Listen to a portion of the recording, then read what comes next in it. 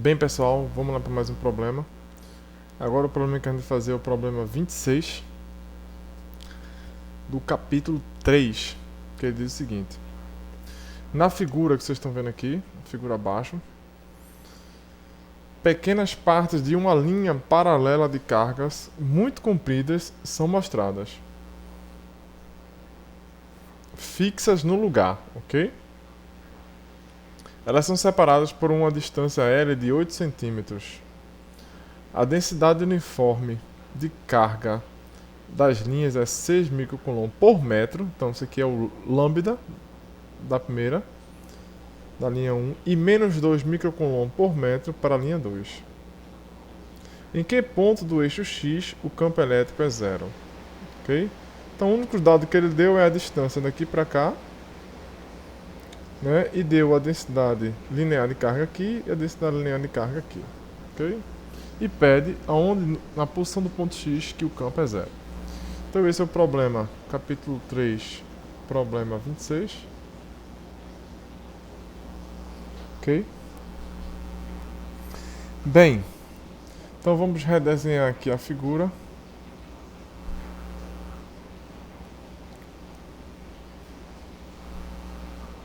Então você tem aqui, você tem um fio aqui, fio 1, você tem um fio 2,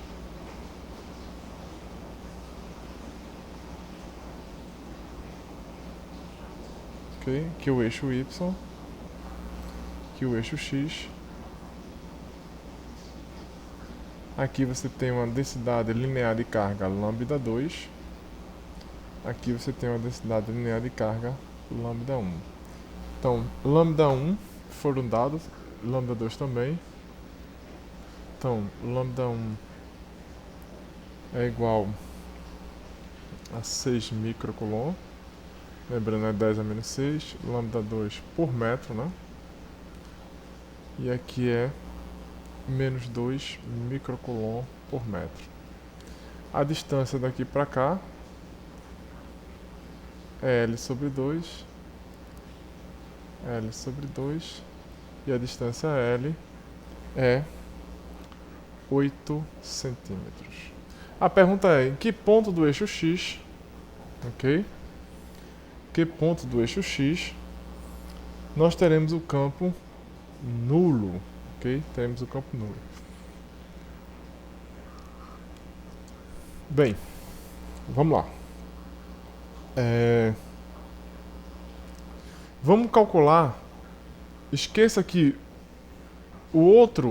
a outra linha de carga existe. Vamos calcular apenas uma linha de carga, né? Pegue um ponto, né, genérico, né? Pegue um ponto genérico. Se isso aqui, vamos pensar o seguinte, se isso aqui fosse cargas elétricas, né? Cargas elétricas. A gente sabe que aqui é uma densidade de carga, né? Densidade de carga. Não são cargas propriamente ditas, porque você tem que multiplicar pelo comprimento para ser cargas. Mas a densidade já dá uma ideia de que esse número de cargas aqui dentro é muito maior do que o número de cargas aqui dentro. Ok? Como o campo dessa distribuição é negativa, o campo da distribuição é positiva, então a gente tem que entender o seguinte, que se você escolher, ele quer onde o campo seja nulo. Escolher muito próximo desse cara aqui não faz sentido, porque a carga aqui é mais intensa do que aqui. Então você tem que escolher uma distância que esteja muito mais perto desse do que esse. Então você tem duas possibilidades. Você pode escolher o ponto em que o campo vai dar zero, pode ser aqui dentro, né? Tem um eixo Y aqui. Pode ser um ponto aqui, por exemplo. Aí estaria mais perto desse cara do que desse cara. Só que nesse ponto aqui, a gente faz a análise. O campo devido a positivo está para cá. O campo devido a negativo está para cá, porque ele está atraindo. Então esse campo não tem como ser zero. A outra possibilidade, e a única que nos restou, é que o ponto onde o campo se anula no eixo X tem que estar depois dessa segunda distribuição de carga. Então aqui está uma distância menor do que aqui, está uma distância maior. Mas aqui tem mais carga do que esse. Lembra, se você fosse, não é equivalente, mas se você fosse ver Coulomb, né? É K Q sobre R2, tem, né? Sobre R2. Quanto maior a carga, tem que estar mais distante para o módulo ser igual, tanto dessa quanto dessa. E aí, nesse ponto aqui, o campo devido a essa estaria para cá, e o campo devido a essa estaria para cá, e aí se cancelaria.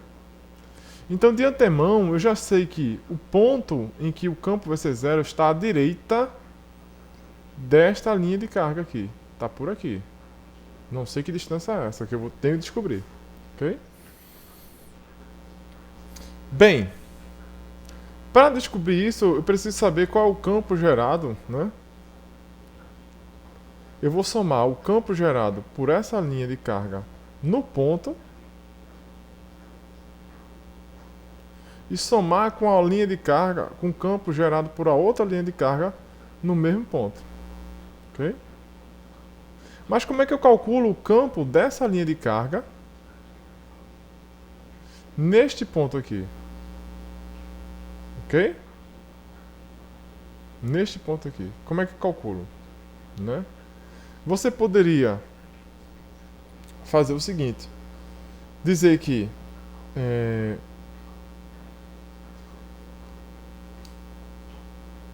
o campo, né, qual é a superfície que passaria aqui nessas duas, né, que englobaria as duas, né? Então, quem é o campo devido a essa linha de carga aqui, nesse ponto P?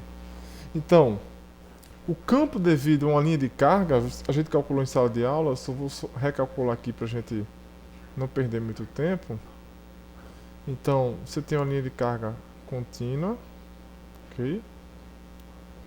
E aí a gente passava uma superfície cilíndrica que passa no ponto P a uma distância R, ok? E aí você dizia que aqui tinha H, altura H.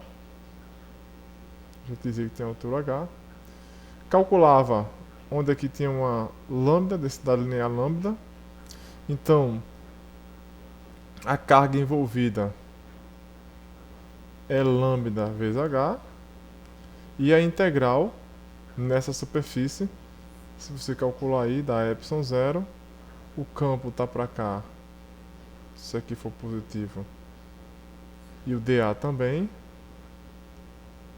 Então, o cosseno de zero. Então, e o E é constante na superfície, o módulo do campo. Então, daria E vezes a área, que é 2πr vezes H. Okay? O H corta com H. E aí, só lembrando que o campo para uma linha de carga infinita é isso aí a gente já calculou em sala de aula, é igual a lambda sobre 2π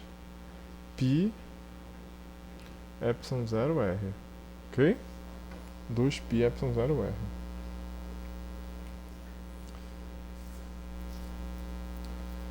Bem, né? Bem, você poderia ver o campo nesse ponto como uma superposição desse campo mais esse campo, ok? Então é como se você calculasse uma gaussiana passando por esse ponto, esquecesse que esse existe, depois passasse uma gaussiana passando por esse ponto, esquecesse que esse existe. Então esse problema poderia ser visto como a soma de dois campos, né? Então o campo total no ponto P vai ser o campo devido à distribuição 1 mais o campo devido à distribuição 2. Que são, pelo menos o modo dele, são obtidos dessa maneira. Que a gente viu aí. Então, quem é o EP? Devido à linha de distribuição 1, você tem lambda 1. A gente calculou aqui. sobre 2π epsilon 0 R1. É um vetor. Então, como ele é positivo, a distribuição 1 é positiva, então o campo é saindo, ok? Então, vamos botar aqui na direção I, ok?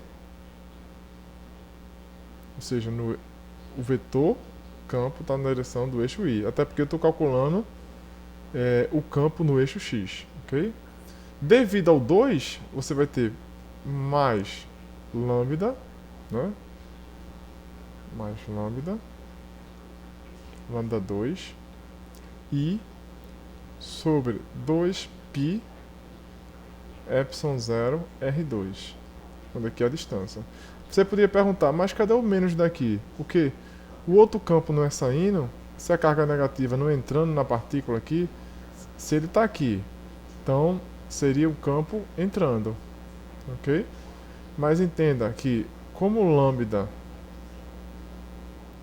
como eu estou trabalhando com vetor e lambda já vai ser negativo, então isso aqui vai ser negativo, ok? Então, basta agora calcular, ou seja, jogar os valores, né, de lambda 1, lambda 2, R1 e R2, ok? Se você definir a distância que você quer encontrar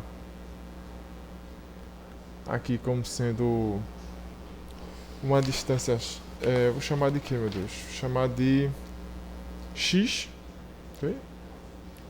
Chamar de x, que é a distância que eu quero encontrar devido a esse cara aqui. Então você vai encontrar o seguinte, que EP vai ser igual a lambda 1 sobre 2π epsilon 0. Veja lá na figura, né? A distância, deixa eu só mostrar na figura rapidamente para ninguém ficar com dúvida. Então, a distância daqui para cá é L mais X, ok? E a outra, do 2, vai ser X. Então, já colocando lá. Então, aqui você vai ter L mais X.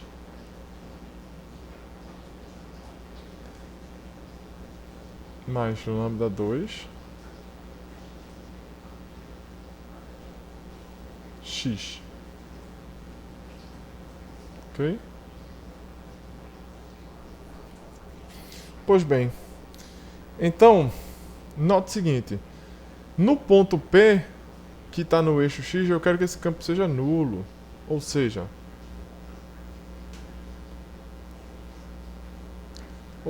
né, você pode escrever o seguinte, que menos lambda 1 sobre 2π epsilon 0,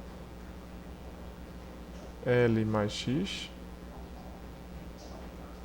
tem que ser igual a lambda 2 vezes I, né? Tem que ser igual a lambda 2 e 2π epsilon 0 x. Vamos cancelar aqui o I. Vamos cancelar o 2π epsilon 0. Cancelar o 2π epsilon 0. 2π epsilon 0. E aí você fica com menos lambda 1 tem que ser igual a lambda 2. Esse é dividido por x e esse é dividido por L mais x. Então, meu objetivo é encontrar x. O L eu tenho, o lambda 1 eu tenho, o lambda 2 eu tenho. Então, arrumando isso aqui, você ficar com menos lambda 1x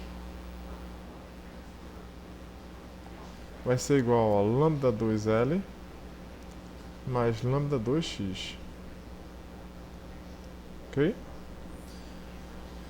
Passando esse cara para cá, então, e dividindo, então você vai ficar com, finalmente, né, o x vai ser igual a menos lambda 2 vezes L sobre lambda 1 mais lambda 2. E essa equação vem dessa equação, ok? Substituindo os valores, vou pegar um espaçozinho aqui. Substituindo os valores, você vai ter que x vai ser igual a menos 2 microcoulomb menos 2 microcoulomb vezes 8 vezes 10 a menos 2, que é o L, né? Se você olhar lá embaixo na expressão, fator de L, tá vendo? Dividido por lambda 1 mais lambda 2, que aí lambda 1 mais lambda 2 vai ser 4 microcoulomb, já colocando a resposta. E aí o x que você vai encontrar é de 4 centímetros, ok? Se você perceber, só comparando, você tem uma distância daqui para cá, a distância daqui para cá é 4 centímetros, a distância daqui para cá é 4 centímetros, ok? Por quê? O L, o valor de L é 8, né? Então, 8 dividido por 2, 4. Aqui é 4 centímetros. Então, como esse x também é 4 centímetros, a distância dessa segunda distribuição aqui para o ponto é 4 centímetros, ok? E a distância dessa distribuição para o ponto vai dar 12 centímetros. Se ele perguntasse. Note que 12 é 3 vezes 4. Mas se você olhar para o lambda é 3 vezes esse cara aqui, a menos do sinal. Então eu poderia ter calculado isso aqui de cabeça, ok?